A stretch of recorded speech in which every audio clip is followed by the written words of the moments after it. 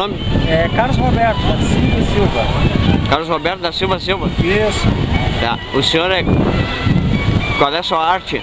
Eu sou artista plástico, eu sou desenhista, faço retrato, sou caricaturista também, faço caricatura ao vivo, trabalho aqui, trabalho no Bita Redenção aos domingos também.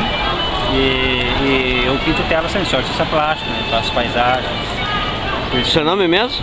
É Carlos Roberto da Silva Silva. Tá, ok. Obrigado, okay? Hein?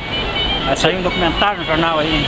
Vou botar num blog. Ah, que bom! A Nova Classe Média. Ah, que legal, que interessante. Tá? Só pesquisa ali, que daí vai sair. Vou editar no YouTube e depois vai pro blog. Tá? Ah, que legal.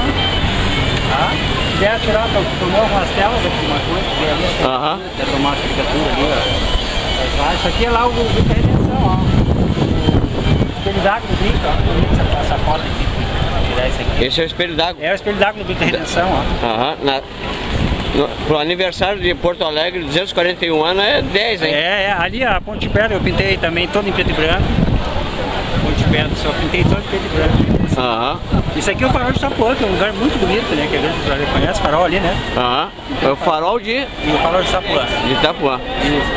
Tá, ok. E aí assim, os retratos que eu faço, para chegar a uma conclusão assim, tem ali com a fotinha. E aqui as caricaturas. Tá. Roberto Carlos. Milton Nascimento, tá legal ali também, um ratinho que eu não conheci. Tá.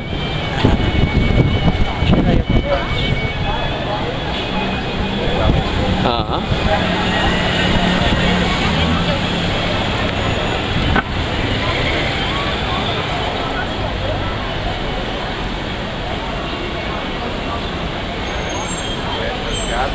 São Jorge, preto e branco, legal.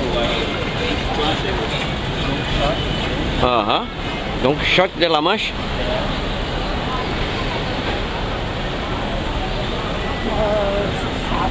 O cachorrinho pegou essas trouxas e foi embora. Ele estava maltratado. É? Vamos embora. Tá certo. Eu vou procurar outra família.